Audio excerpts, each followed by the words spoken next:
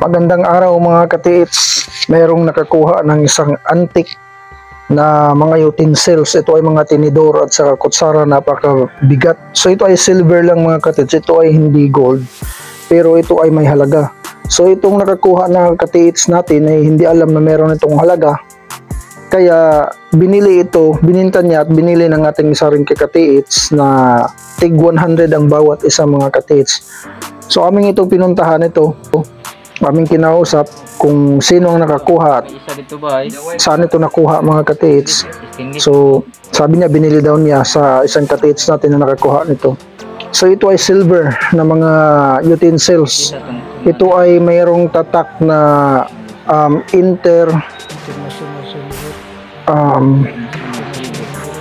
Intercontinental Hotel mga katiits. So ito ay noong unang panahon pa na mga nag-exist na mga hotel sa World War II.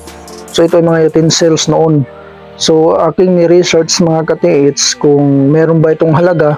So nakita ko na merong mga post na nasa Chrome o sa Google na ganitong mga utensils.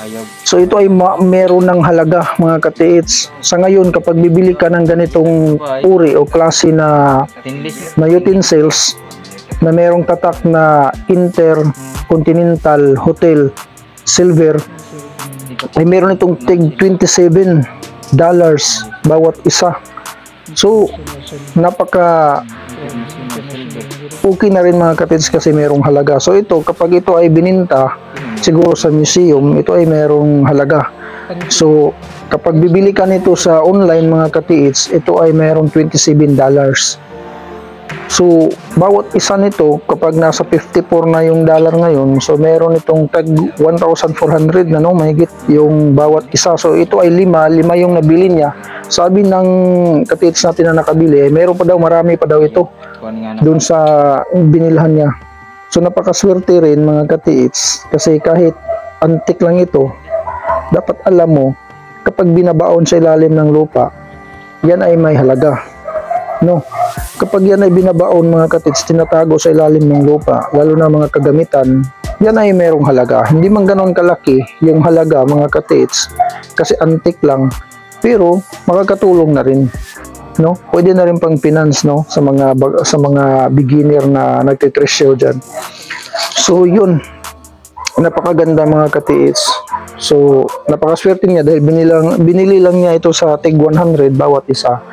Tapos kapag ito ay binibenta sa halagang $27, so merong 1,400 ang higit yung yung price sa bawat isa nito. Napakabigat mga katiits. Talagang napakabigat, pure silver talaga siya. So antique lang siya mga katiits. So kahit antique lang ay huwag niyong baliwalain, ay meron yang halaga. Makakatulong na rin sa atin mga katiits. Makakabili na rin ng bigas yun. So yun mga katiits, napakaswerte yung nakakuha nito. Siguro meron pa itong mga kasama doon sa pinagbaunan. Ito ay isang giveaway lang. Pwedeng giveaway lang ito mga katiits, pero meron palang isa pang deposito na nakabaon doon sa area na nakunan.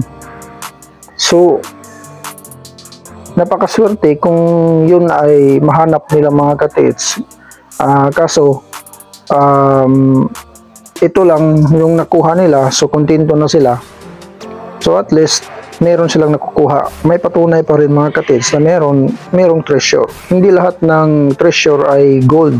Hindi lahat ng treasure ay diamond mga katiits. So merong mga antique, merong mga ruby, at merong mga metal, mga metal na mga silver tulad niyan.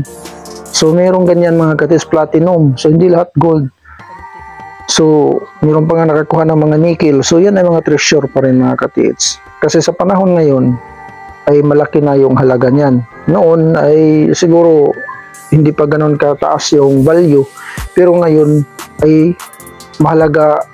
Pero ngayon mga katiits ay mahal na. Mahal na yung mga price niyan.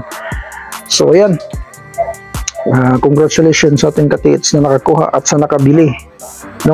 Tinulungan ko lang na makita o mahanap kung itong nakuha nila o nabili niya ay may halaga ba. So yun nga, sinasabi ko ay base sa research ko ay $27 kapag bibili ka sa online. So hindi natin alam kung magkano ito sa bilihan doon sa museum kung ito ay bibinta. Sabi niya marami pa daw ito. So pares ito, kutsara at saka tinidor. So yun lang mga katits. God bless ating lahat.